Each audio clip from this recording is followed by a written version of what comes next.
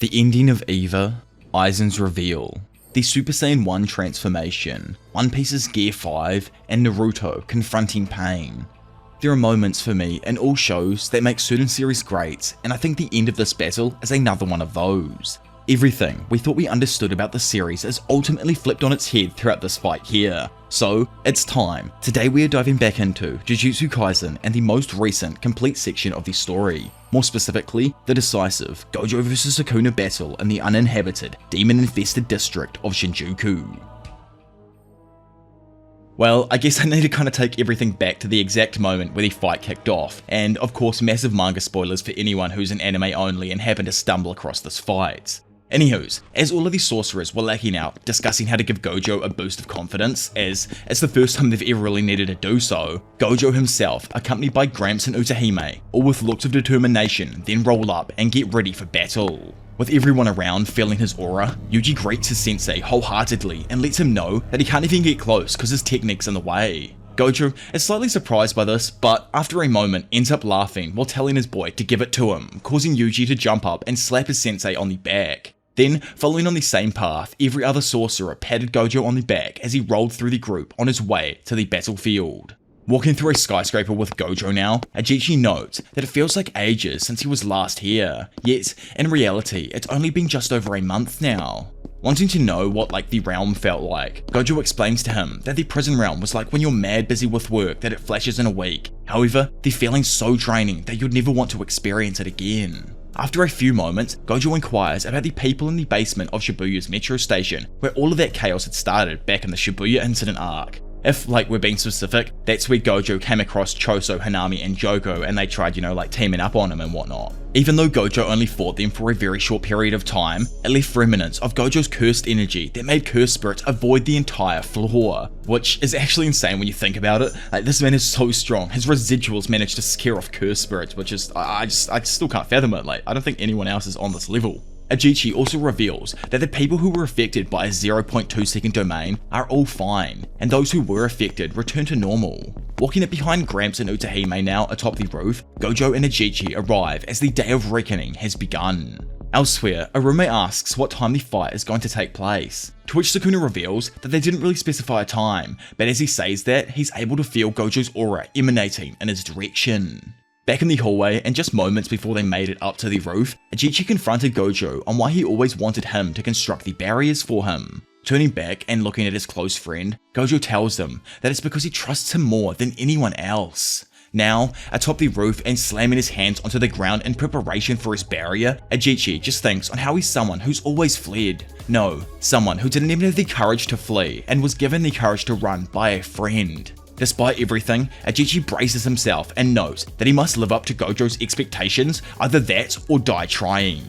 In front of the two, and while using her curse technique called Solo Forbidden Arena, it's explained that any sorcerer of her choosing, including Utahime herself, will have their curse energy reserves and output temporarily enhanced as long as they remain within range. To excel at Jujutsu is to excel at subtraction. The degree to which a sorcerer can emit cadence, movement, and other elements that relate to their curse technique determines their skill, and Utahime leaves nothing out. Words, gestures, dance, music, elevating a simple technique to that of a ritual boosts its effectiveness by 120%. Utahime's curse technique allows her to boost the chosen sorcerer's curse energy, and as Gojo himself also began chanting to add to his own technique, 9 ropes, polarized light, crow, and declaration between front and back, it's revealed that just like our girl, Gojo has also never left anything out, and with the combination of the trio's curse energy, he shoots forth his 200% hollow purple. As Gojo's ability blasts forth, Sukuna manages to take notice of it and throws up his hands trying to block the entire attack. With the buildings all around him exploding due to hollow purple, Sukuna's defenses are undoubtedly breached as the building he was standing on is completely demolished, causing it to fall to the ground below. Urame, who was next to Sukuna at the time of the attack, has also not been seen since this moment. So correct me if I'm wrong on that or anything, but after this moment she's seemingly vanished from reality. So she's either gone or she sneaked off, managing to survive that attack, probably healing up somewhere. Either way, as the smoke slowly fades, it's made evident that due to Ajichi's barrier, Sukuna actually misread Gojo's first move. Even though he knew where he was, he didn't sense the insane curse energy output until the last moment. Bursting through the smoke, Sukuna, with one less hand, somehow managed to tank the first attack, leaving the true battle between history and today's strongest sorcerers to continue. So, skipping back just before the blast, Sukuna and Ryomen were located at the Shinjuku Center, which is around 4 to 5 kilometers away from the Shibuya building Gojo was currently on with his team. Having strolled or probably just teleported across that distance in a matter of moments, Gojo sets the record straight and tells the King of Curses that he's the challenger here. The challenger though, Sukuna standing there finds it utterly pathetic that Gojo would state that after landing a surprise attack. In his eyes, and as he brings his hands together, Gojo is no more than a fish atop his chopping board, one slightly fresher, but still a nameless fish. Flaring up his curse energy, Sukuna just remarks that it's time he starts peeling back Gojo's scales. Gojo asks him why he's still wearing that face, and guesses that Sukuna's original thought was to steal Megami's body so he'd hold back during the fight. Unfortunately for him, our man's been through a specific set of training that allows him to go all out on anyone who resembles any sort of resemblance to the great Toji Fushiguro. Considering that Gojo himself trained Megami, he probably knows exactly how many hits his student could take before he dies, and given that Sukuna had survived death while possessing Yuji's body, Gojo thought it would be prudent to only start worrying about Megami's welfare after he kills the person in control. Initiating the conflict, the duo dart at each other, both just narrowly dodging each successive strike. Dropping to the floor just out of range of Sukuna, Gojo flicks out his hand straight into his opponent's nuts, sending them shooting into the side of a nearby building, and out the other side crashing into some stairs behind it. Getting up, he's instantly harassed by Gojo, who, stomping in his direction, proceeds to kick him in the gut so he's perfectly placed in the middle of an overpass bridge platform. Continuing to stomp down, Gojo collapses the platform Sukuna was on, making his footing extremely unstable. Taking the opportunity to catch him off guard, Gojo activates his infinity and levitates the bridge into the sky, before tossing it directly at a large skyscraper. Resisting the force of the platform, Sukuna uses Dismantle, or what I assume to be Dismantle, to cause the structure to collapse. Then, making it over to a nearby roof in the flash of an eye, Sukuna pulls up his hand and sends a massive slice using Dismantle to cut the building directly behind Gojo in half. With our man turning around to look at it, Sukuna quickly rushes him, throwing a fat right hook that catches Gojo off guard. However, as the punch connects with his infinity, he decides to deactivate his technique in order to physically take Sukuna inside of the collapsing structure. Following him up the hallway, Gojo quickly opens a door for a moment that blinds the two from seeing exactly what ability they're about to throw at each other. Catching them both off guard though, the building crashes into the ground below, bringing their previously intense fight to a brief pause. Walking out of the debris while all of the smoke slowly starts to disperse, Gojo jokes that, well, he's just gonna pin all of this destruction on Sukuna once he gets out of here. Sukuna though points out that he really can't say anything, quickly making Gojo realize that Mei-Mei's actually streaming this entire fight to the world.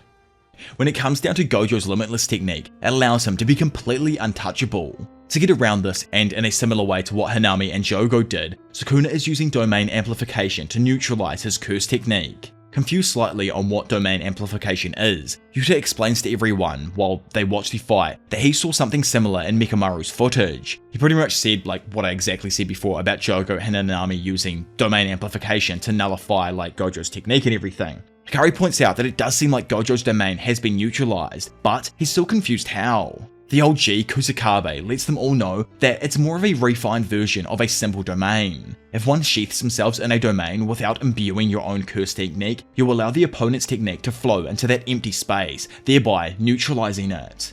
Angel points out that the main drawback to domain amplifications is that you can't simultaneously use your own innate technique. No one, not even Sukuna, is an exception to this rule. So, in her eyes, if Sukuna has another way to deal with Limitless other than domain amp, then Gojo will 100% lose. Confused on why they don't just use the domain expansion, Miba inquires as to why. She knows that immediately following the domain, one's technique becomes unstable. So it would make sense for Sukuna to challenge a domain first. Karara notes that it is easy to say that, but depending on the outcome of that domain battle, the fight would be over, which in both of the girls' eyes is the correct battle strategy. Yuji though, having been told something by Gojo, reveals that he's pretty sure the domain's short hit effect negates Gojo's technique to begin with. Perking up, Wee wonders if it's because Sukuna doesn't think he can win in a domain expansion against Gojo. Still, Shoko points out that, yeah, you are right, but Gojo probably would have opened one if that was the case, so she finds it hard to believe that Gojo wouldn't be able to foresee that as well. Standing there, Choso ponders the question of what would happen if Gojo's domain did clash, as from what he was told, Sukuna's domain is a barrierless domain.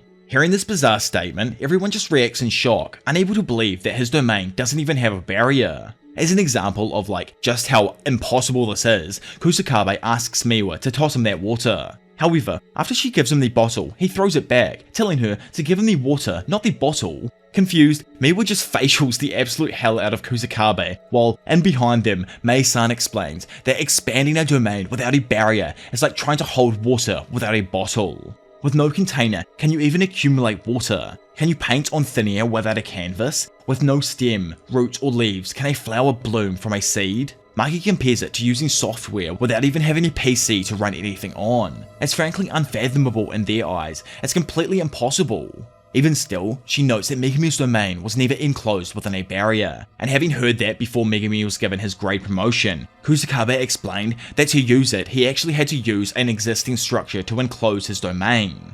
Narutoshi Keimo, or as we know him now, Godoken Jaku, was able to pull it off by himself, so it does prove that it can happen. Choso, who actually fought during that battle, pointed out that they'd prepared to use a simple domain on Kenjaku while Tengen dismantled his domain from the outside. However, because of the barrierless domain, it was the simple domain that was torn apart.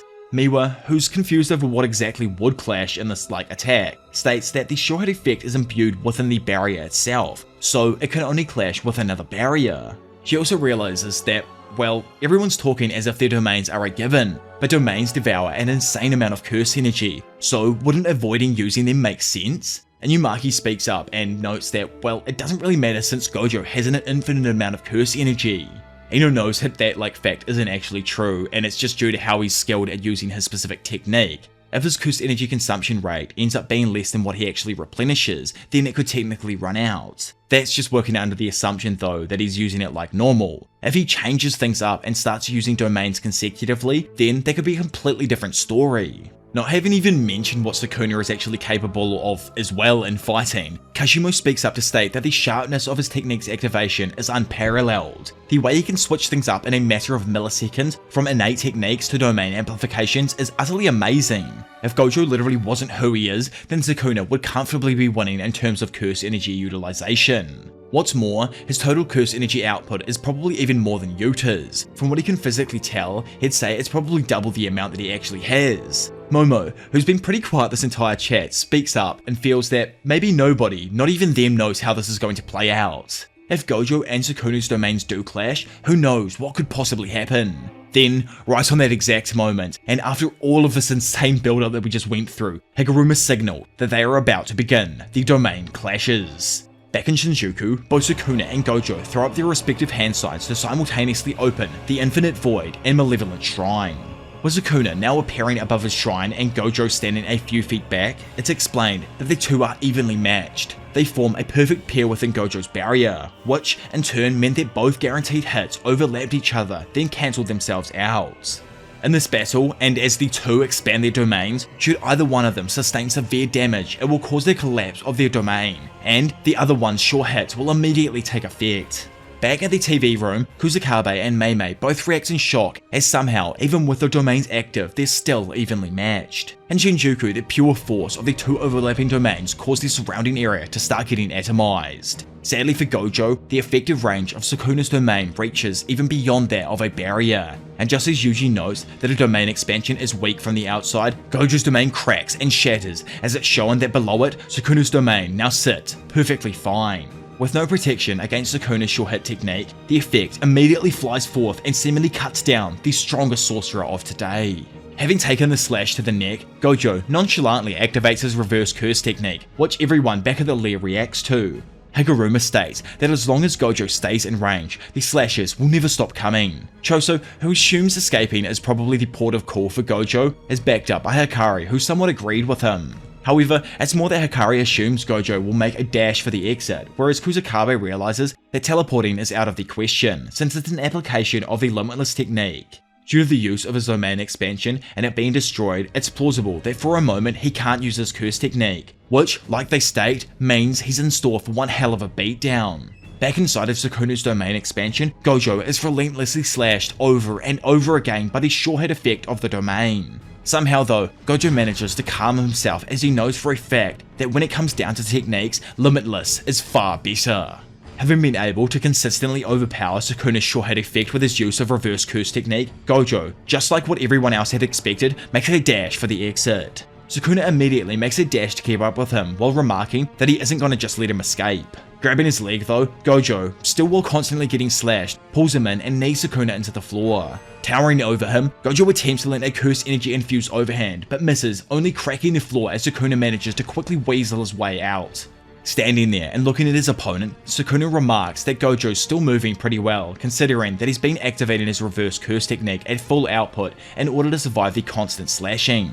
Gojo, on the other hand, notices something extremely important. To him, it looks like Malevolent Shrine itself is the heart of the domain, not Sukuna. Back inside of the headquarters, Yuji ponders what would happen if someone did destroy the heart of the domain, or like the shrine specifically.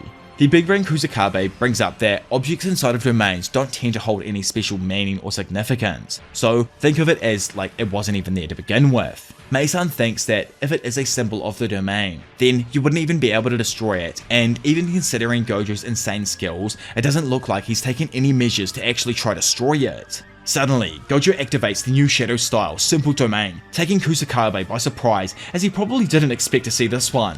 Yuji though noted that Gojo said one time he could use it, but wasn't able to actually teach it. During the battle, he was able to use his Simple Domain to counter the sure hit effect while simultaneously using reverse curse technique to heal its body. Confused, Yuji wonders how one even manipulates their own curse energy while reverse curse technique is active. Again, Gojo activates another use of the Simple Domain before darting at Sukuna and attempting to strike him. In an instant, he's once again pounded by the sure hit effect, layering Gojo with a plethora of cuts though. Again, he activates another use of Simple Domain and reverse curse technique, causing Sukuna to call this all a little bit tedious right now. Randomly though, everyone back at the headquarters is taken by surprise when they see Gojo start attacking Sukuna once more without using reverse curse technique to heal himself. Someone wonders if he's running low on curse energy, but Yuta refutes this as it's frankly impossible. There's no limit to Gojo's curse energy, even though there totally is. Speaking up though, Eno mentions that, like he said before, the assumption rate could currently be off. Right after domain expansion, he started using reverse curse technique at maximum output, which uses up twice as much curse energy, and that's not even taking into account the fact that Sukuna is also rushing at Gojo himself. With the two powerhouses of the series also rushing at each other once again, and the cuts not stopping for Gojo, everyone wonders if Gojo is about to lose. Jumping on Sukuna though and wrapping his hands around the back of his head, Gojo activates his curse technique reversal, before leaning back and pulling his hands up in preparation to end the fight. Blown away with what he's just witnessed, Yuta wonders if it's even possible. In his mind, the reason he wasn't able to heal himself for a moment was because Gojo was using reverse curse technique to heal his exhausted curse technique. Unleashing Red, Gojo shoots forth a blast of reverse curse technique, propelling Sukuna back into the shrine that makes up the center of his domain. Noting that he somehow managed to survive the blast, Gojo activates reverse curse technique to heal, and jokes that damn, this dude is really turning into a pain on the ass. Going into more depth on the insane feat Gojo just did, Yuta explains that a curse technique which has been burned out by using domain expansion is an entirely different matter than physical damage. It's like when a machine overheats, if it isn't broken, you have to let it cool down or it won't work again. Interpreting this, Maki makes it easier to understand by saying that reverse curse technique can repair damage, but it can't help with the cooling effects of it. However, it looks as if this understanding of the ability is completely wrong. Back in Shinjuku, and having made it out of the effective range, Gojo asks if Sukuna is able to expand the size of his area. Not even giving Gojo a second to think, Sukuna instantly expands the size of Malevolent Shrine's domain expansion to its maximum. In the same moment, Gojo, to the shock of everyone, also expanded his Infinite Void for a second time. With everyone watching, they wonder if Gojo's really dumb enough to just fall into the same trap as before. Mei notices it first though, and Higuruma, who, by the way, for a new sorcerer is so big brain, states that Gojo switched conditions on the external and internal conditions of his barrier, which, in simple enough terms for myself and Yuji to understand, means that Gojo this time is able to protect himself against the attacks from outside of his domain. Reinitiating the battle once more, both Gojo and Sukuna trade hands back and forth, but not once do the hits actually end up landing on either side. Jumping back, Gojo is absolutely blown away as he understands that somehow Sukuna was able to use his domain expansion and amplification at the exact same time. On top of that, he's becoming more comfortable inside of his own Infinite Void, and his curse energy output is only increasing. So, in usual Jujutsu Kaisen combat, you cannot use an innate technique that is etched into your body while using a domain amp. But if you go and imbue your domain with a technique itself, then this is an entirely new situation. Throwing a punch, Sukuna manages to dodge back out of the way. However, as he pushes, trying to strike Gojo, the Six-Eyes Maniac manages to evade the strike and thump the side of Sukuna's body. Managing to spin out of Gojo's sight, he quickly understands that somehow, and while inside of his own domain, Sukuna turned off his sure hit effect. Knowing that the only ones who are unaffected by Infinite Void are Gojo and anyone he touches, Sukuna's plan is to expand his effective range and increase the power of the Binding Vow even further than he did in Shibuya with Megami. By using a Binding Vow, Sukuna is able to further increase the power of his domain outside of Gojo's domain. He does that by removing his sure hit guarantee inside of the domain, while simultaneously also keeping himself safe from Infinite Void by touching Gojo. Due to all of this, and again just like last time, Gojo's domain collapses and the man is followed by a plethora of strikes that seemingly knock him away from Sukuna. With everyone back at the TV station headquarters place, whatever it honestly is, I don't have a clue what to even call it, react in horror to what's going on in the current battle, Hajime states that if Gojo dies here, he's going out to fight next, so don't even try and stop him. Over in Shinjuku, Gojo activates another technique that he notes he hasn't used much since he mastered his domain. Seeing this, Kusakabe spits out his smoke in awe of just having seen Gojo use the Falling Blossom emotion. For those of you who forgot, because I think it's only been used like maybe 2 or 3 times throughout the series, it's a secret art of the big 3 families, an anti-domain technique. All in all, it's an application of curse energy that automatically repels anything you touch. It wouldn't ever be able to do something against the complex domain like Infinite Void, but if you're up against something like simple slashes, it's pretty useful.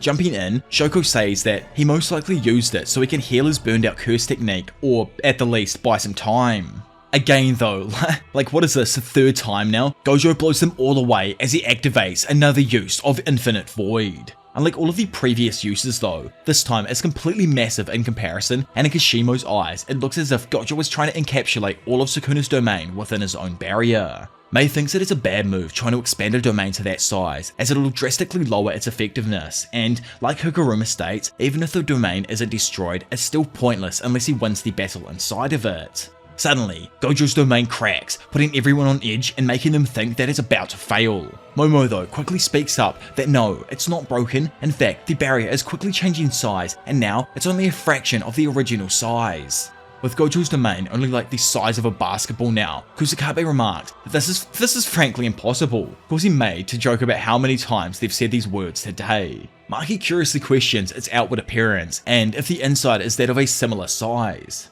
Kusakabe agrees with her, as that's why when you're usually trapped inside one, you can't get out unless you find the edge of the barrier. Even if you find that edge, a normal domain is resistant to attacks from the outside, so escape is still extremely limited. What's most important when it comes to a barrier technique is a concrete image. Usually, if you try and envision a barrier too small enough to hold yourself and an opponent, it would just collapse. Just like the prison round though, and probably due to his time being confined in a small space there, is now allowing Gojo to take that and implement it into his domain during the battle. Still, Kusakabe can't grasp the process around how he's able to change the conditions of his domain each time he uses it. Barriers, particularly domain barriers, typically have a set of internal and external parameters. By discovering their own blend of these parameters, every sorcerer is able to establish their own domain. Confused and piping their heads up, as obviously this wasn't how Higuruma and Hikari figured out their domains, like they open their domains by default as a part of their curse technique. In any case, they aren't usually things that can be changed easily.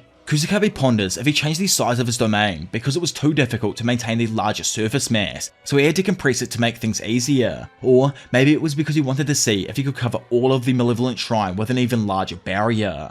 With Gojo's domain beginning to shake back and forth at such a tremendous speed, the earth itself begins to rumble. Mei points out that even still, Gojo's domain has managed to hold, and Yuta states that Sukuna has also decreased his domain so he could increase the output of his curse technique. So pretty much now, if this version of Gojo's barrier does end up breaking, they'll enter a stalemate. However, Gojo will actually end up being on the back foot as he will run out of options technique-wise. Flashing back over to Shinjuku, sadly, once more, Gojo's domain is again shattered, and Sukuna emerges victorious for a 3rd time in the domain struggle. It's either the 3rd or the 4th now, I'm honestly losing track throughout the script here. Having watched his sensei reappear, Yuji screams out for him. However, In that moment, all of the other sorcerers are flabbergasted as they witness Sukuna's malevolent shrine start to crumble and fall to pieces. On top of that, it's shown that at some point throughout the domain struggle, Gojo was able to land a clean blow to the chest of Sukuna, causing the King of Curses to finally take some proper damage. Seeing this over their monitors, all of the sorcerers scream in joy, believing that Gojo still has a chance to win in this battle. Funnily enough, it was actually simultaneous. At the exact same time Sukuna destroyed Gojo's domain from the outside, Gojo had actually destroyed Sukuna's domain to the point that he wasn't able to maintain it any longer. Yelling at Miwa, Kusakabe asks if she was able to keep track of what was going on in this fight, or if anyone kept track of the time that Gojo's barrier was active. Speaking up, Mei reveals that it was active for 3 minutes and 9 seconds, but if it was more specifically after the moment that it was minimized, then that was exactly 3 minutes. Higuruma believes that now the domains have collapsed, neither of them will be able to use their curse techniques anymore. If that is the case, Maki thinks Gojo can make the first move, since he can restore his burnt out curse technique just like he did before. But sadly, Sukuna can also do the same with reverse curse technique, and speaking of himself, now that he knows how it works, Yuta theorizes that he could probably do it too, though, like he mentioned earlier, it can't be used to heal a burnt out curse technique, but it actually can. He's just tripping right now. The reasoning that Gojo actually showing this to Sukuna is a terrible problem for everyone is because, back in the past, Sukuna was able to split his spirit 20 times into 20 different objects called Sukuna's cursed fingers. After seeing this ability just once in the past, Sukuna learned how to turn himself into a cursed object, and now that he's seen this new ability, it's most likely he'll also be able to restore his burnt out curse technique. In Shinjuku, Sukuna boosts his way up onto a bridge, giving a moment of peace before noticing that random parts of the road start to get smashed up from below. Quickly jumping off the bridge and onto some railing nearby, Sukuna notices Gojo break his way up through the bridge behind him. Then, turning back around, realizes that his escape route was blocked by a ball of rocks that Gojo had perfectly floated there using his infinity. With absolutely nowhere to go, Sukuna throws up his hands to block and takes a kick that sends him sliding back along the sidewalk. Taking a moment to think about the fight, Gojo wonders why Sukuna has been stubbornly avoiding using any other curse technique than his own. Even when the strength of the barrier was lowered and Gojo had flipped the conditions on it, he didn't try to destroy it from the inside. Instead, he took the riskier option. While they cancelled out each other's sure hit effects from within the domain, Sukuna had no other choice but to use his domain amplification in order to beat his limitless curse technique, which was actually a massive advantage for our man. Still, as he saw earlier, within a domain, Sukuna is unable to use buildings to attack. In fact, until after Gojo's domain was destroyed, he technically had the upper hand for over 3 minutes, yet in spite of that he can't seem to understand why Sukuna didn't ever attempt to make use of something from the 10 Shadows technique or Maharaga while in a domain. He has the memory of Megami and the conversation that happened between them, so he knows for a fact that someone of the exact same power died to a person like Megami. Gojo just ponders if he's scared he'll beat Maharaga in one shot. However, in that exact same moment, the wheel turns and blood begins to drip from his own nose. Fucking nosebleed though, Gojo was baiting our damn ass with that one, and in an instant, both him and Sukuna threw up their hands to perform another domain clash. Yuji points out that again they activated it at the exact same time, and Angel, who's right next to him, brings up that Sukuna can now restore his burnt out curse technique, or maybe just decided to hide the fact that he could until now. Kusakabe knows that within the next 3 minutes that it should take Sukuna to destroy Gojo's domain from the outside. Gojo will need to damage Sukuna to the point he can't maintain his domain from the inside. Shoko, joking that they probably shouldn't talk as if Gojo was on the back foot yet, brings up that if Sukuna is hit at all by Unlimited Void, then man is completely done for. Due to this, it's certain that if Gojo is able to destroy the Malevolent Shrine within the next 3 minutes, then he will win this battle. Inside of Shinjuku, and having flared up his curse energy fists, Gojo pounds Sukuna with a barrage of punches that really only bruise the King of Curse's arms. Jumping up, Sukuna tries to quickly get over his shrine, however he's knocked into the floor, then, while incapacitated, is grabbed by Gojo's infinity and pulled towards himself. Having been flung towards Gojo, Sukuna just manages to block a devastating stomach punch. Randomly though, and I'm assuming man's used Yuji's divergent punch to delay the hit of his curse energy, Sukuna's Malevolent Shrine is completely destroyed, while in the exact same moment, Gojo's domain also ends. Falling to the ground and looking up, it's evident that this time, Sukuna took a serious blow, as half of his face appears to be missing. With everyone believing that when it comes down to domain struggles, Gojo is stronger, they all hope deep within themselves that he can win. Back in the battle and throwing a fat right hook, Gojo sends Sukuna straight back into the side of her bridge pillar, breaking it in the process. I don't even know what we're at now, like this is utterly insane, and in that moment Gojo and Sukuna launch another set of domain struggles. Yet, unlike all of the previous battles, something is actually different here for the first time, and Yuta can't help but feel like maybe, just maybe, Gojo was able to expand his domain earlier. Inside of the domain struggle, it is revealed that Sukuna was indeed busy healing his body, and because of that, he was late restoring his curse technique. It was less than 0.01 seconds, but Unlimited Void landed on him. As an infinite set of infinite information rushes into the cerebral cortex of history's strongest sorcerer and the king of curses, our man, today's current demon, rushes forth and pierces the chest of darkness incarnate. Only 2 minutes and 40 seconds after they expanded their domains, Gojo was able to collapse Malevolent Shrine within his innate compound. With nothing, not even the friction in the air available for Sukuna to use now, he stands there dumbfounded as the full effects of Satoru Gojo's Infinite Void connects with his brain.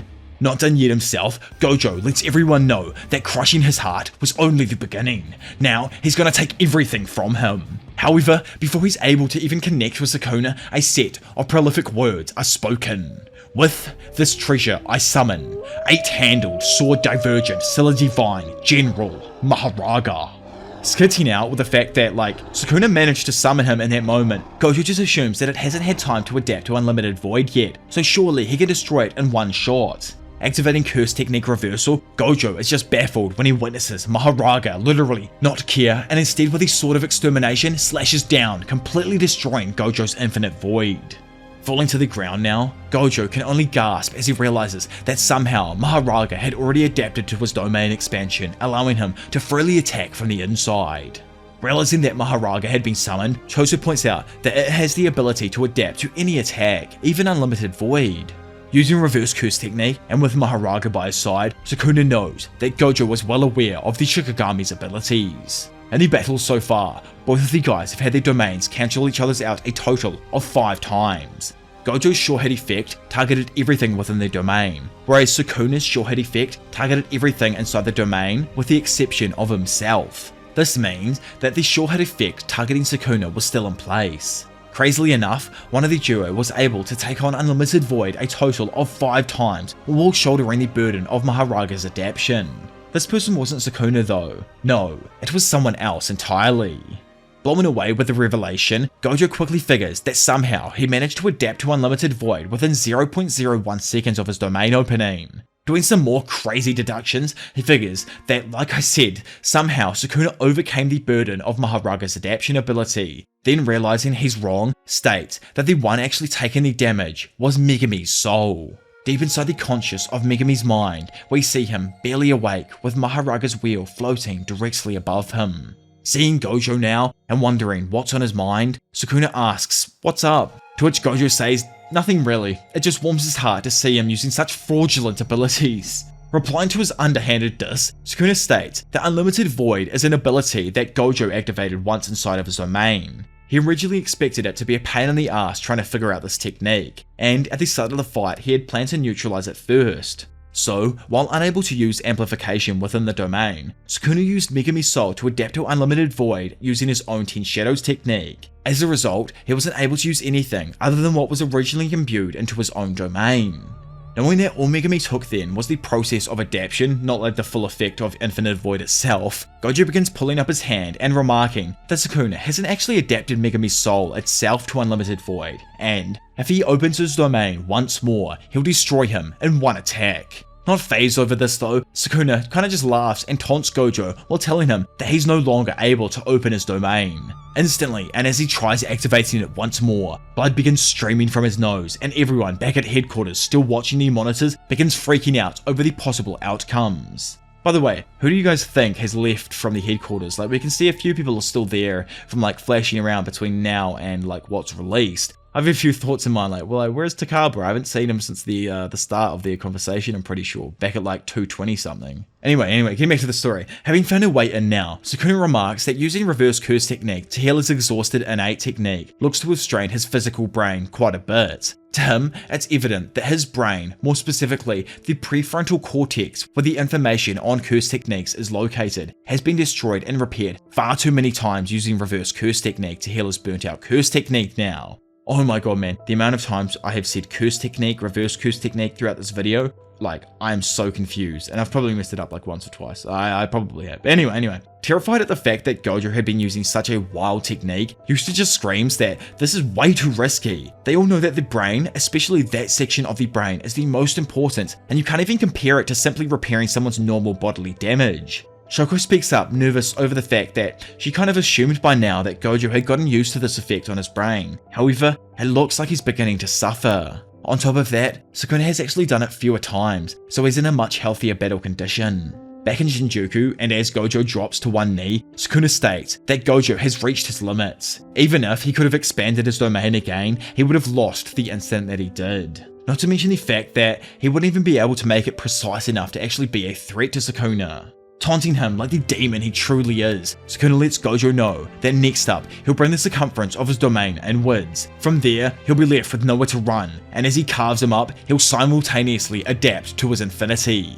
Saying his final goodbyes, he states that Gojo was born into an era without Sukuna, and was hailed as the strongest of that era. Yet, in the end, he just turned out to be plainly ordinary. Saying those prolific words, domain expansion, one last time, Sukuna proceeds to unleash his domain. However, in that exact moment, all of his eyes begin bleeding profusely and the domain fails. So, crazily enough, from the time of the previous domains, this last conversation had happened in 10 seconds. And yet, just like Gojo, Sukuna's brain had sustained enough damage to now make an expansion impossible.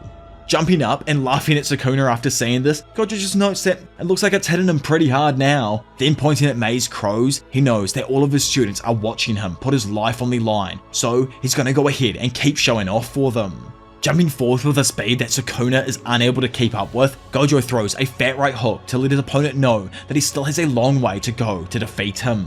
Over inside of the main group's hideout, Kusakabe asks who there had been seriously punched by Gojo before. A few people speak up noting that, well, he didn't hit them, but they tried their best to punch him as hard as they could, and it was physically impossible.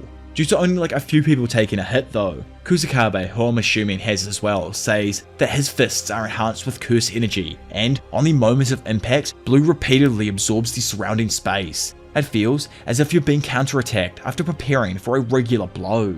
Karara wonders if it hurt, and Hikari along with Yuta both reveal that they puked after the hit they took. Nanami once told Yuji that if he planned on continuing as a sorcerer, then he shouldn't compare himself to Gojo. He stated that he put a massive deal of effort behind his critical hits, but Gojo could casually perform them as if it was an everyday thing.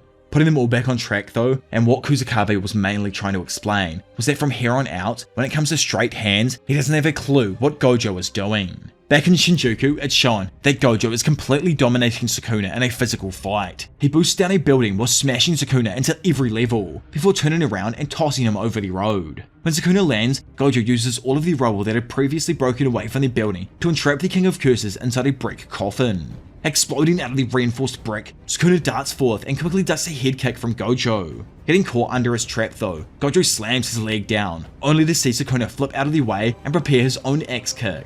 All of a sudden he stops though, as he sees what seems like Gojo running at such a high speed it's begun creating a circle of after images. Thinking that he has the upper hand now, Gojo darts into strike, but Sukuna manages to spot the real image and grab his hand before following up and punching him straight in the face. Being sent backwards, Gojo quickly regains his orientation and lands atop a nearby streetlight. Walking towards him, Sukuna explains that Furu's incarnation, used to manifest Maharaga along with the wheel, represents complete circulation and harmony. Once Maharaga has been attacked, the wheel turns and the adaptation begins. With that said, the wheel turns and Maharaga seemingly adapts. Gojo knows that when Sukuna uses domain amplification and touches him, the wheel turns black, so it's safe to assume then, in his eyes, that it interrupts the adaptation process. If Sukuna can't activate his domain, but can use amplification, it's probably because the area of his brain originally damaged was in charge of barrier techniques. Over with Sukuna now as he slowly strolls forth, he thinks that Gojo is most likely only using laps to avoid having his other techniques adapted, which makes perfect sense in his eyes. As the lights then go green, the two of them rush at each other once more, clashing in the middle of the road. With the light Gojo was just on falling behind Sukuna, he quickly grabs it and biffs it towards Gojo. However, it freezes as the object connects with his infinity. Back over with the main group now, as they all note that its random Maharaga hasn't reappeared. May suppose that it had already adapted once Unlimited Void was used for a 5th time. Taking that knowledge in, Kari deduces that maybe the wheel has to turn a few times in order for Sukuna to adapt to Gojo's limitless technique. Then, just like they assumed, and as Sukuna asked if Gojo had been paying attention to his ability, Owlman explains that he needs 4 spins in total, which technically means only 3 more spins of the wheel until Maharaga fully adapts to Gojo's infinity. Walking towards each other again, Sukuna jokes that they now have a countdown to when Gojo's idiotic smirk will be wiped from his face, causing our Go to smile right back and tell him the same damn thing. In fact, Gojo takes it one step further, saying that he'll beat him dead before he even makes it to the 3rd spin. Still eagerly watching the battle, Hana questions if Gojo's forgotten about Megumi, to which Yuji says that man might really have. Hearing them and looking ready to throw some hands himself, Kashimo jokes that it's fine, let him forget Megumi. Needing to forget Megumi because man's in a slightly tight spot right now, Yuji watches as Maharaga's wheel spins for the 2nd time, meaning that there's only 2 more spins until Gojo's infinity will be fully adapted to.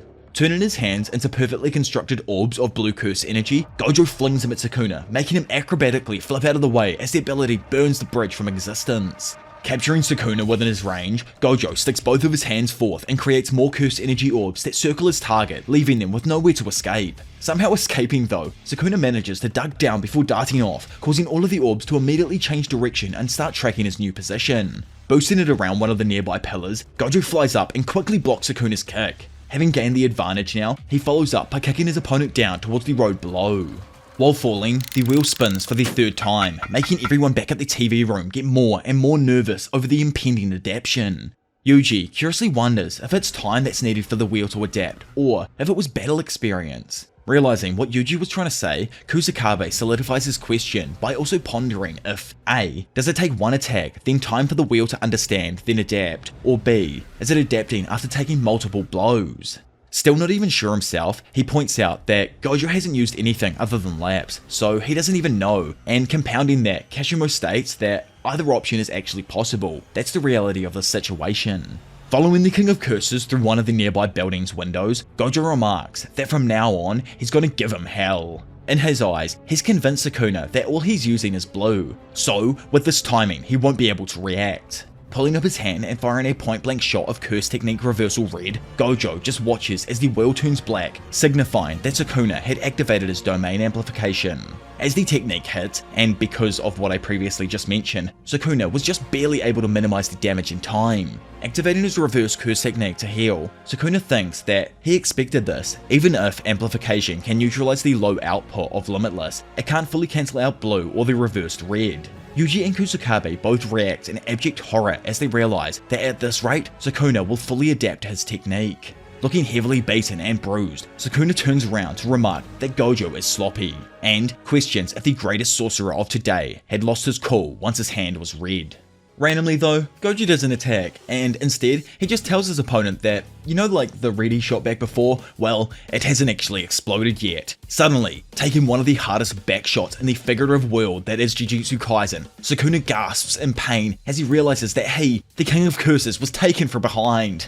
Quickly calculating the building's layout, he figures that Gojo must have planned from the start to have red strike after one full lap. Not giving him a chance to recover, Gojo follows up and pounds Sukuna so damn hard with a black flash that physically knocks Sukuna out for a moment. Everyone back at the TV room just watches in awe as they never expected such an ability to land, let alone be as successful as it was. Back in Shinjuku, blood pours from Sukuna's mouth and the wheel falls, symbolizing the defeat of history's strongest sorcerer. Randomly though, the wheel picks up speed and spins for the final time, while at the exact same time, a stunned Gojo falls into a pool of darkness and Maharaga's demonic hands reach out for him. With nowhere to go, Maharaga grabs Gojo and slices his chest with the sword of extermination, leaving everyone's hope of survival on the brink of death. Beads of sweat drip from everyone's head as they worry about how things could have taken a turn for the worse with Gojo. Since Maharaga has arrived now, it means that he's completely adapted to Gojo's technique. Yuji however stays hopeful, as in his eyes Maharaga only adapted to the infinity, which means it's only an equal fight now, and Gojo can heal up right away using reverse curse technique. Standing nearby and looking absolutely stressed, Shoko explains that she's been smoking a ton during this battle. Sadly, she thinks it isn't just a case of healing up again. Instead, it's more that Gojo's healing is gradually becoming slower than usual due to his extended use of red. If the already prolonged fight continues, it might end up with him not being able to use his curse technique reversal to heal as quickly, therefore he could actually lose. Though, she does pose that situation is probably the exact same for Sukuna. Gojo's opponent is the king of curses. Initially when the battle kicked off, everyone thought that it would be impossible for Gojo to win, and now, with what they've seen, that thought is slowly creeping back in. Even Gojo himself has begun thinking the same thing. Wondering how long it's been since he felt like this, it reminds him of a battle 11 years earlier against Toji Fushiguro, and how now he's beginning to feel the same satisfaction from fighting that's pushing him to an even higher degree throughout this battle. Being the strongest sadly comes with the title of also being the loneliest, and now the only thing that will truly satisfy him. Flying forth, Gojo hits Maharaga with a direct hit that pushes the God Shikigami back. Instantly following up, he tries to activate Red in order to finish him off, but Sukuna jumps back in and uses Megami's Rapid Escape to cover Maharaga and allow him to prepare for the next attack. Having watched his opponent try his best to evade every attack, Gojo mocks Sukuna, asking him how long he's going to rest for after taking the Black Flash, and that it was pretty obvious its effects are still hurting him. Suddenly, Sukuna mixes things up and throws a fire extinguisher to cover himself and make an opening for Maharaga to attack Gojo. As Gojo is caught up in his fight with Big M, Sukuna uses a new application of Megami's Max Elephant Shikigami to shoot a blast of water that mirrors Choso's piercing blood technique. Just as Gojo defends himself against Maharaga, Sukuna's attack lands and wounds his arm. Flying backwards, Gojo realizes that Sukuna is mainly waiting for his infinity ability to vanish, meaning that the fight would eventually turn into a pure 2v1 if it continues. Annoyed, he wonders how Sukuna is even able to use the abilities of the Shikigami without summoning them in the first place. Megami has to go through this whole procedure where Sukuna can wear the wheel and summon the Shikigami with what I'm assuming are just his thoughts here. Gojo knows that since Sukuna was able to adapt to his infinity ability, he's going to have to use more curse energy. That's why he's been simultaneously using the Shikigami. However, he does explain that if Sukuna wants to adapt to Red, it will take much longer to do so. Cutting his brainstorming off though, Sukuna beams his way back into the picture while stating that this isn't a 1v2 numpty, I'm the fraudulent one. Moving his hands together, Sukuna summons a brand new Shikigami called the Chimera Beast Agito, making this previously 2v1 a now 3v1 battle and putting Gojo even further onto the back foot. According to what I've seen online and everything since the chapter dropped, Chimera Beast is a mixture of Niue and Totality, which is probably a combination that I never actually saw coming and leaves so many other weird and wacky hybrids up for creation in the future. But obviously, moving forward, Gojo himself even jokes that with those two giants standing there, Sukuna looks like a lost child. In a flash, the two beasts start the fight once more, with Gojo just barely being able to dodge the initial attacks. Randomly, and stealing some more of Megami's techniques, Sukuna pops out of Gojo's shadows with his hands aimed like a pistol and shoots another water blast like piercing blood from Max Elephant's ability, but Gojo dodges that too. Slamming his fists down, Gojo just misses as Sukuna backflips out of the way, allowing his boys to follow up with a dual hook from either side. Somehow dodging each of these large creatures and arriving behind Maharaga, Gojo proceeds to blast him with red, but it's barely even effective enough to burn the creature now. Figuring that man's probably stuffed if he doesn't do something completely insane here, Gojo deduces that he has to use this damn technique in order to be able to finish off Maharaga in one shot. It's a massive risk, as Sukuna will most likely notice the raised output, but it's a risk he's willing to take. With a glimmer of hope and a cheeky grin on his face, Gojo states that he's got no other choice, it's time to use the unlimited holo technique. Gripping his blade tightly, oh my, why did I start like Anyway, Yuta speaks up and tells the group that he's going to join the battle to help Gojo. Not pleased to hear this, as he stated that he was going to be the first to leave, Kashimo sparks up his cursed energy and warns Yuta to not interfere, as it's him who will go and fight next. Seeing his boy's cursed energy flare up, Hikari asks Yuta to calm down and says Gojo had initially asked him to tag in when he starts to lose the battle or gets overwhelmed. But Yuta rebukes it, saying that since Sukuna's domain expansion is now disabled, he can help Gojo out by handling their two Shikigamis with Rika. Speaking up, Maki tells Kashimo to not forget his overall role in this battle. If he's defeated, then some of the backup insurance will be gone. Yuta is just like, but bruh, if we go for it now and take this gamble and win against Sukuna, then the insurance won't be needed at all. Probably just eager to test his new body swapping ability, Yuji takes Yuta's side and encourages him to go for it. I love how this backup plan of theirs really hasn't even been discussed at all. We kind of skipped over that month as I've been over in the past. We know for a fact Kashimo said he's going to be the next to enter, but we have no idea when that's actually going to be at this point. But was this even spoken about beforehand with Gojo? Yuta kind of made it seem like they've all had this chat in the days before this battle, so I'm assuming there is an underlying plan that our team does have. Not just going into this not having any plan at all, but anyways, they all think that because Sukuna isn't able to give us everything, and Gojo is at his best when he doesn't need to worry about others, this setup they're currently in has the highest probability of winning. Getting slightly bummed out with this, both Yuji and Yuta sulk after realizing that they're probably just going to be a hindrance if they enter. Pulling them back to reality though, Kashimo tells them that that's not exactly true. At the end of the day, this is Gojo's fight, and it would just be lame as hell if they all interfered. Kari himself suspects that Sukuna might actually have a trump card and is preserving it for later. So if the sorcerers do act too quickly and reveal their hand, Sukuna might end up using that trap card on them. Skipping away from our guys though, and back inside of Shinjuku, the two massive Shikigami attack Gojo in a combination attack. However, Gojo evades the attacks with ease and lands his own counter-attack, Black Flash. Jumping back, it's shown that Agito wasn't even fazed by the hit and instead sends its tail to attack, which is in fact a miniature version of the Great Serpent, proving that this beast was probably made up of even more Shikigami than originally thought. Ripping off the head of the serpent tail, Gojo watches as Maharaga quickly pushes the other Shikigami aside to protect it as it heals. Pondering on this new beast some more, Gojo thinks that Agito is most likely made up of Nue, which firstly inherited the Great Serpent, then the Morn Tiger and Round Deer. Still, none of that even matters in the larger scheme of things. Since Agito hasn't adapted to Limitless, like Maharaga has, Gojo plans to destroy it in one shot. Stepping away for the second time now, another random reveal that I almost completely missed the first time around. But what even is this Morn Tiger? Surely that's the 10th Shikigami from the 10 Shadows technique that we haven't actually seen yet. The lines across Agito's chest could resemble the tiger's markings. I initially thought it was something to do with Sukuna. Love to know what you guys all think, and if we'll ever actually get an explanation on the Shikigami in the future. Placing his blade on the floor, Maharaga flicks it at Gojo, causing a line of rubble to get thrown up into his face. Blocking the rocks with his infinity, Gojo then proceeds to dodge out of the way of the Shikigami's follow-up attack. Continuing, Dad then launches a fat head kick that pushes the creature back. Turning around, Gojo quickly activates his infinity and brings the second Shikigami in closer. Having seen Agito use RCT to heal its tail before, Gojo realizes that it'll be troublesome if it also heals Sukuna during the battle, so his plan is to firstly deal with it.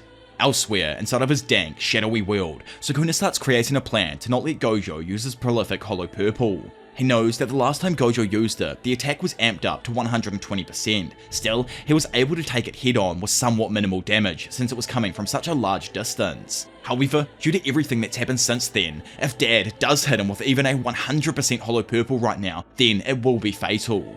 Knowing that Maharaga wasn't showing him everything, Sukuna speaks up and asks his Shikigami how long it's going to make him wait. He's not dumb and knows it's no longer Megami Shadow, so demands that it shows him what it's got.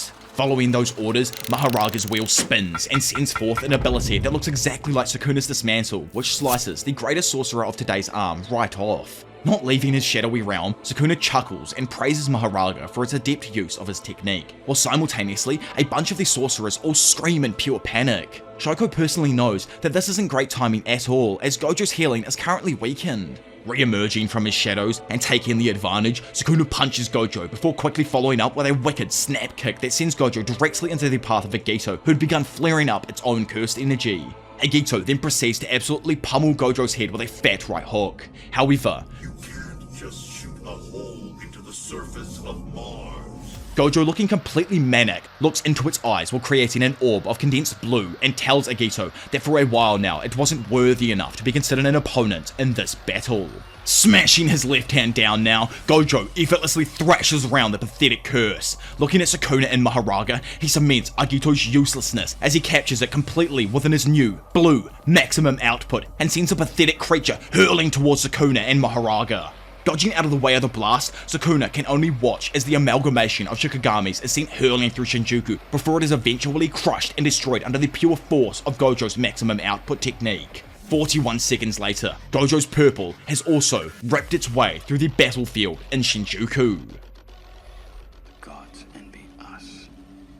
They envy us because we're mortal. Because any moment might be our last. Everything's more beautiful because we're doomed. In history, there can only ever be one. The moniker of the strongest is something passed down from titan to titan. Something only a very talented and blessed individual is capable of achieving. Hard work and determination means nothing if the basis of how you build your strength is shaky to begin with. Luckily for Satoru Gojo, his infinite potential is built upon a ground far stronger than that of a stolen child's corpse. Having completely annihilated Agito, who he didn't see as fit to belong in his presence, it is said that with Gojo having also landed a second Black Flash, his intensity increased, and as he felt a rush of exhilaration flow through him, he activated his reverse curse technique, allowing him to comfortably heal that previously failed arm. On the other hand, and for the first time in 1,000 years, the King of Curses, Ryomen Sukuna, finally begins to feel the weight of battle. Reigniting the fight, Gojo stuns everyone as he lands his third Black Flash, but this time on Maharaga. Darting back, he then takes Sukuna by surprise as he appears directly in front of him. Sukuna tries to throw a fat right hook, but Gojo comfortably dodges it and grabs the King of Curses' hand before adjusting his polarity and throwing him into Mummy Maharaga. Not giving them a moment to relax as well, Gojo follows up with his fourth Black Flash. Luckily for Sukuna, Maharaga was able to block the strike with the Sword of Extermination. Still, the impact from Gojo's punch smashed the wall behind them and sent them sliding back through one floor of an office building. Floating outside that said office building, Gojo raises his hand and begins chanting in preparation for his next technique. Phase, preparation, pillars of light. In Jujutsu, a spark is the curse energy that swells up inside a sorcerer just before they go and activate a technique. In the moments before a domain activation, sure hit technique, and other powerful abilities, there will be, without exception, a spark. Even the great Gojo with his immense curse energy isn't an exception to this rule. This fact doesn't change, instead it's all the more obvious for his hollow technique, purple. Inside of the building, and based on the incantations that were said by Gojo, along with the scale of curse energy put into those said incantations, Sukuna believes that the spark currently before his eyes was that of the curse technique reversal, red. So, what Sukuna's plans are in preparation for the attack is to have Maharaga tank it, then on top of that adapt to red to put Gojo in his place. However, Sukuna's judgment on this next attack was by no means incorrect. Activating Curse Technique Reversal, red, Gojo blasts his ability straight upwards into the sky, completely confusing Sukuna as he obviously thought he was going to shoot it at him. After a second thought though, he quickly comes to realize the magnitude of what's happening and calls forth Maharaga. Blasting up through the levels of the building, Maharaga shatters each window as the speed of his movement increases in an attempt to catch Gojo's red. Moments after red was fired, Sukuna figured that by merging the lapse of blue and the reversal of red, hollow technique purple is formed, producing an imaginary mass that rushes forth. Shooting itself outside of the building now, it's shown that just ahead of Maharaga, the red Gojo had previously fired was headed directly at the perpetuated technique that had crushed Agito earlier, blue. In a general sense, the technique, red, falls into a standstill before it will explode. Sukuna was able to figure this out because of the ability Gojo used on him last time, when he gave him the fat back shots. Maharaga was sent up by him to prevent the abilities from merging. Firstly, what Sukuna had planned for the Shikigami to do was to attack blue and completely erase it as it had already adapted to blue beforehand. All that ran through the beast's mind as it tried to do this was a yearning to fulfill orders. Travelling up at a rapid speed though, and using the attractive force of his own blue, Satoru Gojo flung himself between his blue and Maharaga.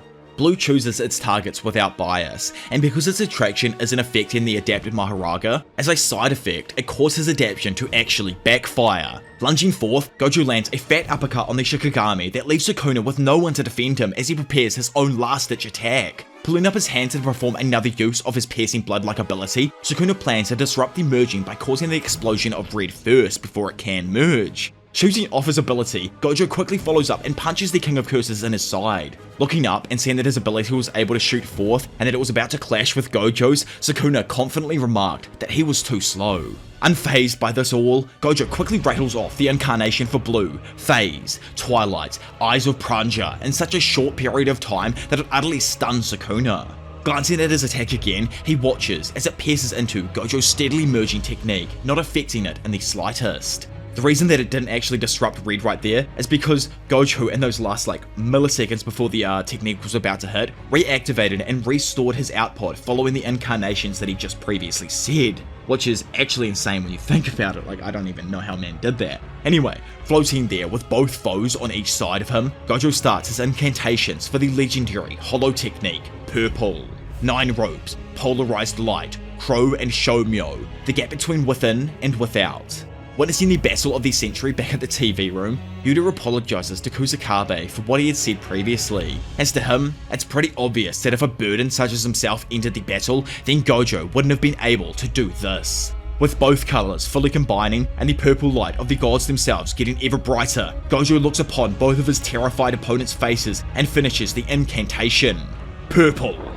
Instantly, following the implosion of the two techniques, an imaginary force of unstoppable curse energy exploded outwards, destroying Maharaga along with anything in its path and completely burying all of Shinjuku under a carpeted layer of rebar and rubble. Barefoot and barely able to stand now, Sukuna, having survived the blast, holds himself up against a broken wall.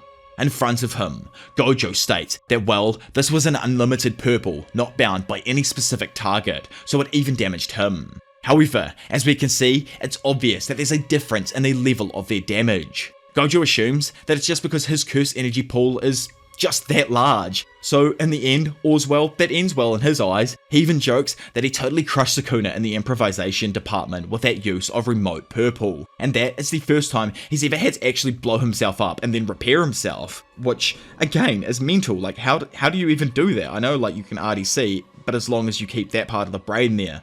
So I'm imagining right now Gojo blew his entire body up apart from that one section of the brain and then completely re-healed his body.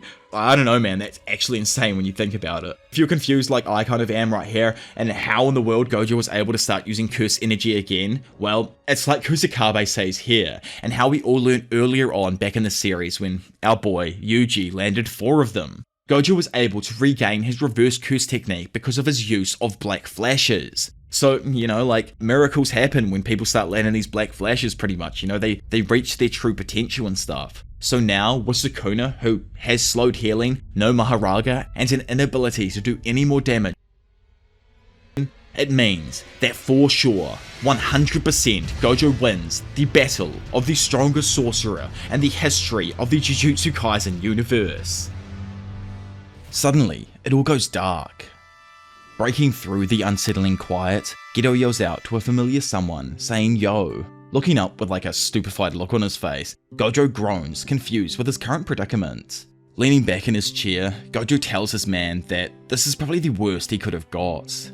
Hearing this, Gedo moans, obviously not happy with his best mate's initial reaction to seeing him again, before telling him that he's been a bit rude. Kind of annoyed, Gojo says he told his students that when you die, that's it, you are alone. So he hopes this is all just a part of his current imagination. Unconcerned even if it is, Gedo asks why it even matters to him, but Gojo replies that it does matter because of his father. However, he also realizes that things are all set up for Shoko to handle either way, so it's actually okay. Curious on what the battle was like, Gedo asked how strong the King of Curses was. Remembering the tough fought battle, Gojo answers that Sukuna was damn strong and he didn't even go all out for the win. In fact, he's not even sure he could have won even if Sukuna didn't have Megami's curse technique, meaning that even without Maharaga, Sukuna would have somehow won. Blown away with this information, Gedo was surprised that Sukuna made Gojo of all people admit that he was truly weaker and feels sorry for him. Gojo says that he used to think that him, more than anyone else, would be able to empathize with Sukuna about the loneliness of being the strongest. However, he still loved everyone and wasn't ever truly feeling loneliness. Somewhere along the way though, a line was drawn between himself and other people, or rather, living beings. He notes that you can grow and love flowers over time, but what he rather wanted from it was for those flowers to understand him. Not gonna lie, that's actually one beautiful analogy for Gojo wanting all of the young ones that he's teaching to see him and how he does it so they can learn themselves, then grow from it. Anyways, clutching his fist in desperation, Gojo says that he gave his everything to try and win. His trained body, the techniques he learned throughout life, the talent he brushed upon others, inspiration and unparalleled explosive powers. He says he wanted all of him to reach Sukuna and hopes that he somewhat left an impact on the King of Curses. Absolute strength, the loneliness that comes from it. Gojo believes that truly, someday, someone will teach him to love. Calms down now, and with a bit of a grin on his face, he just states that in the end, the battle was fun for him though. He just mainly feels sorry for Sukuna because he wasn't able to feel the same feeling and give his all to Gojo. Looking at his best mate now, Suguru says that hearing all of this made him feel slightly jealous, but if Gojo is truly satisfied with it, then he's also on the same page as him. Satisfaction. With only one thing missing in his eyes, Gojo told him that he would have loved if Geto was also there to give him a slap on the back and motivate him along with everyone else before battle. Maybe then he could have truly been satisfied in the end.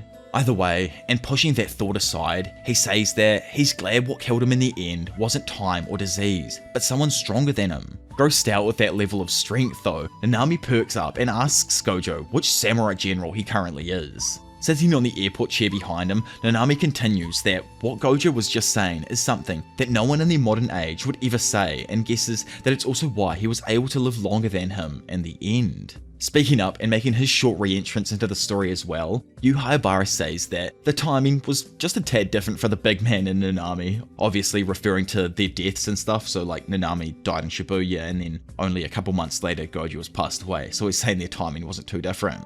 Anyways, while telling Gojo to stop roughing up his hair, Nanami, my dad, says he once talked with Geto about leaving all of the work at Jujutsu Tech to Gojo. In the end though, he returned because he knew Gojo didn't consider Jujutsu as something to live for or to protect. Rather, he knew that Gojo was mentally perverted and only used sorcery to satisfy himself. Hayabara, looking happy as always, adds that it's something everyone noticed, but didn't exactly have the courage to say out loud. Curiously, as obviously we don't even know what happened, Nanami says he won't justify Gojo's last moments, but instead feels sympathy for him, to which Gojo thanks Nanami for it. Curious himself, he also asks what it was like for Nanami, but Yu jumps in revealing that man actually made his own appearance during Nanami's passing. Nanami also drops another bomb revolving around sorcery, as according to him, curses sometimes even help keep people alive. In regards to Gojo's question, Nanami answers that he had once asked Mei-san about where to head in the afterlife, and she had suggested to either move north if you were looking for a new side of yourself, or move south if you want to stay who you are. I think it's fairly evident just looking at all the other vengeful curses we've seen that Naoya probably took the northern path, and this also finally lets us know that it's a bit more straightforward if someone does actually want to achieve vengeful curse state. I'd imagine the consequences that come with it though are probably reprehensible, like no afterlife or a cursed one that they have to exist in when they do go back to it. Anyways, back to the sadness. Obviously, and I never expected any otherwise from my dad, Nanami says he chose south without any doubt when the time came, but for a moment even gambled on a better future. His last moments in his eyes weren't bad at all though, thanks to his best mate making his reappearance and telling him what way to go. Lastly, and screaming out at the big Masamichi Yaga, who instantly covers his ears to protect himself, Gojo jokingly mocks him for saying earlier in life that there wasn't any death without regrets as a sorcerer, obviously meaning that man probably doesn't have any regrets right now. Looking around at everyone else gathered with him inside of the airport, Nanami, Yu, Misato, who Toji must have sadly also killed, plus there is that little ghostly figure in the back that might actually be Toji, so that is hilarious. Riko as well, who's there chilling with Misato, and finally, his best mate, Suguru. Gojo then also cracks his best smile yet and hopes to God that this isn't a dream.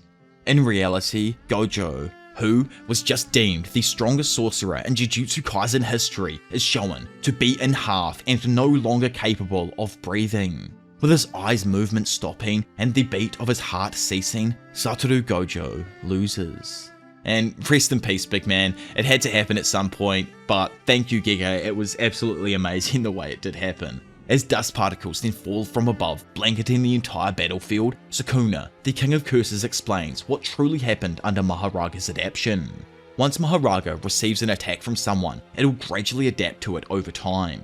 As we saw with Gojo's technique, some took more spins than others, but the more attacks Maharaga takes, the faster it'll adapt to that set ability. Even after it adapts, it will further analyze the technique and continue to do even more adaptions. Sukuna says he expected Mahoraga to be an example to him, an example which passed through Gojo's infinity and showed him how to do it himself. Throughout the battle, Mahoraga was first adapting to Gojo's infinity, then it would change its own curse energy over time so that it could neutralize Gojo's infinity. The second time Mahoraga adapted was exactly what he expected. It wasn't the same as Sukuna's slash technique, instead it expanded the target for the curse technique. More specifically, expanded the target of the slash to not just Gojo, but the space, the world, and then cut it. In front of Sukuna now, it's evident that there is no physical way Gojo is going to be able to recover, as he has been completely disembodied by Sukuna's technique, slash.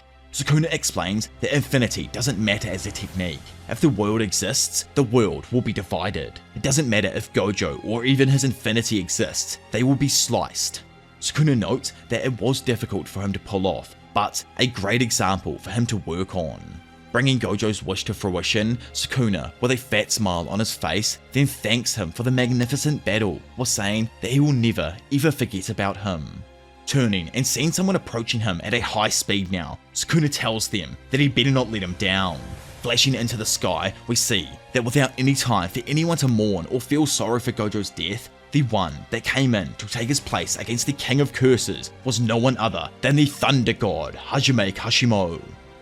And what an amazing fight that was. All the cope I've seen from Gojo fans since the spoilers dropped is actually honourable, but I don't see any way or any possible universe of him even getting back up anytime soon. I'm curious as to how far Sukuna will be able to take his technique and what he will do with Gojo, possibly take his own body in the future. That would be extremely interesting. I highly doubt it, but I do truly feel bad for Shoko and Ajichi now, as they are the only two from Gojo's time in school to still be around. I hope they make it through somehow throughout the rest of the story, but who knows at the moment. I love this freaking battle, man, and I think it was fairly obvious that from day one, Gojo was most likely going to lose this just for the narrative. We need our GOATs Yuji and Yuta actually running the series and being the ones to finish it, not their teacher. It's time to let them shine, and I can't wait to see them start growing in actual strength. Like Yuji might finally get his own technique. Who knows? Anyways, if you guys have enjoyed the video and want to see a bunch of stuff just like this, but for a variety of different series, do remember to subscribe. Also, leave a like and try and push this video to 10k likes. Plus, let me know your thoughts on everything that just happened in this Gojo vs Sukuna battle, and some other fights or series if you want me to cover them in the future. Either way, for now it's been your professional degenerate Diavolo, and I will see you all in a bit. Bye.